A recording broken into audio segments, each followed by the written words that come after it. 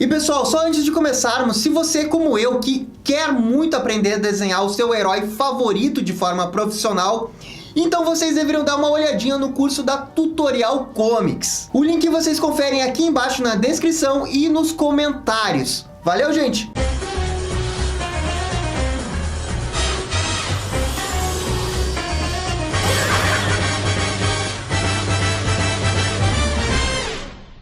Fala galera, aqui é o Gabriel. Vocês sabem que depois da edição 50 lá do casamento do Batman, eu fiquei um pouco decepcionado e com muitas dúvidas se o Tom King iria voltar a escrever bem uma história do Batman. Mas eu estava completamente errado. O Tom King fez uma saga espetacular chamada Dias Frios, na qual compara o Batman a um deus. É isso mesmo, e esse é o tema do vídeo de hoje, então vamos lá. Esse arco começou na edição 51, ou seja, logo após o casamento que não saiu do Batman, e terminou na edição 53 com um desfecho surpreendente que colocou o morcegão de volta ao uniforme do Batman ano 1. Tá, Gabriel, já entendi, você paga pau do Tom King, vive falando bem dele, elogiando aqui no canal, mas me conta, por que essa história é tão boa assim? Calma que eu já vou explicar por que essa história é tão boa assim. Bem, a HQ começa com o Bruce Wayne sendo chamado para compor o júri de um julgamento que envolve ninguém menos que o Senhor Frio. Claro, isso causa um alvoroço na cidade, afinal é o Bruce Wayne num tribunal. Mas a verdade é que o próprio Bruce armou tudo para estar no julgamento do Senhor Frio. E é importante também dizer que o Batman está abalado psicologicamente por causa de tudo aquilo que aconteceu no casamento dele. Dias antes do julgamento, o Batman capturou o Senhor Frio após uma série de assassinatos de mulheres que foram congeladas até a morte. O próprio vilão confessou para a polícia após ser castigado severamente pelo Batman, mas no júri disse que foi coagido a confessar, pois temeu pela própria vida. O Bruce está no júri para convencer a todos que o Senhor Frio não é o culpado pela morte das mulheres. Ah, meu Deus, mas como assim foi o Batman que prendeu ele? É mais ou menos essa a opinião do restante do júri, o que prova que a missão do Bruce é bem difícil, mas ele está determinado a provar a inocência do Senhor Frio. Então temos esse cenário na qual 11 pessoas acreditam que o Senhor Frio é sim o culpado, e do outro lado Bruce Wayne defendendo o Senhor Frio e dizendo que o Batman errou ao prender o vilão. E essa história é totalmente baseada no filme 12 Homens e uma Sentença, que acontece exatamente a mesma coisa, só que sem o Batman. E bem, existem 3 grandes argumentos que provam a culpa do Senhor Frio nesse caso. O primeiro é que os assassinatos foram realizados com um método utilizando frio, algo típico do vilão. O segundo é que ao ser encontrado pelo Batman, o Frio já estava vestido com seu traje e uma arma, mostrando que estava antecipando a chegada do herói. E número 3, ele confessou para a polícia que realmente matou as mulheres. O Bruce Wayne então começa a desmanchar cada um desses argumentos. Para a questão do corpo congelado, ele suspeita que os corpos das mulheres tenham sido alterados por alguém que queria incriminar o Senhor Frio. Já para a parte da roupa,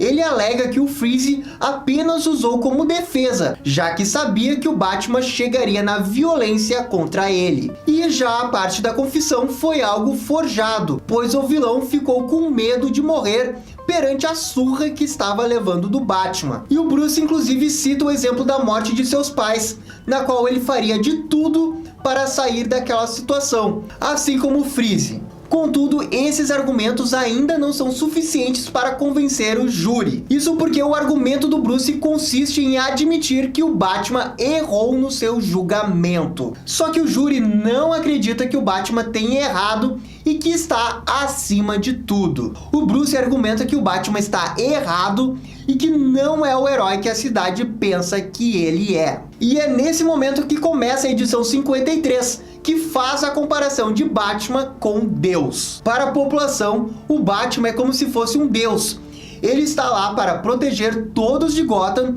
e o próprio júri acredita nisso, pois todos em algum momento já foram salvos por ele e ninguém acredita que Deus erra. Bruce revela que também acreditava que o Batman fosse uma espécie de Deus, um Deus de capa que salva as pessoas e julga vilões quando necessário. Afinal, ele não acredita num Deus, pois o procurou após a morte de seus pais e não conseguiu encontrá-lo. A verdade é que foi o morcego que o encontrou. E aqui ele praticamente confirma que o Batman é ateu. A questão é que é muito fácil para a cidade ver o Batman como se fosse um deus. Afinal, ele está sempre salvando as pessoas e zelando pela cidade. Mas isso não o torna um humano à prova de falhas. Bruce entende que todos podem achar que ele é sim um deus, e não tem problema nisso. E ele cita um verso da Bíblia de Jó que fala que Deus matou 2 pessoas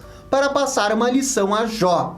Ou seja, um crime cometido por Deus. E se Deus comete um crime, por que o Batman não cometeria também? Principalmente um Batman abalado após perder o seu grande amor. Pro Bruce, o Batman tenta ser um deus, mas falha em ser um porque ele não pode ser Deus. Ele não pode trazer tudo que um Deus vai trazer, como paz e amor. Logo, podemos acreditar que ele é sim um humano e comete falhas. E se o Batman é humano, ele pode sim estar errado em relação ao Senhor Frio. E esse argumento tira a certeza absoluta que o Senhor Frio é culpado, provando assim a sua inocência. O Bruce ainda apela que se eles votarem pela condenação de Freeze, todos estariam traindo o Batman, pois estariam criminalizando o herói pelo seu erro. E por fim, ele consegue convencer a todos que o Freeze não é o culpado desse crime. O Bruce decide fazer exatamente a mesma coisa que o Jó no verso que ele citou antes. Ele volta às suas origens colocando o seu primeiro uniforme e diz que precisa entender quem ele realmente é. E, gente, o Tom King conseguiu se superar nessa história. Comparar o Batman a um deus, sendo que é o Bruce Wayne que faz o papel de intermediador, foi um momento genial. Genius! E toda a arte dessa saga é fantástica. Eu senti uma pegada de ano 1 muito forte. É exatamente assim que se deve desenhar e colorir o Batman em suas histórias. Precisa ter esse traço sujo e mostrar o Bruce como um humano e com traços mais simples e sem muita força, assim como ele é mostrado no ano 1. A história só não é nota 9 ou 10 porque eu ainda não me convenci do porquê o Bruce estar tão abalado assim. Na minha opinião, o Batman não ficaria assim tão abalado por perder a Mulher Gato. Quero dizer, ele já perdeu o Jason, Damian e outros, e nunca chegou nesse estágio de questionar suas habilidades. E no final do dia ficou parecendo que o Batman entrou em depressão só porque ele terminou um relacionamento, o que me parece meio raso e fora do personagem. E por isso eu não considero a melhor história do Tom King, mas certamente vale a leitura. E essa questão dele ser visto como um deus pela cidade certamente tem que voltar, porque tem muito potencial aí. Bem, galera, esse foi o vídeo da saga Cold Days do Tom King na HQ do Batman. Gostaram? Não gostaram? Deixem as suas opiniões aqui nos comentários. E se curtiu o vídeo, deixe aquele joinha e inscreva-se no canal para ficar sabendo absolutamente tudo sobre o Batman. Obrigado, gente, e até a próxima. Tchau, tchau.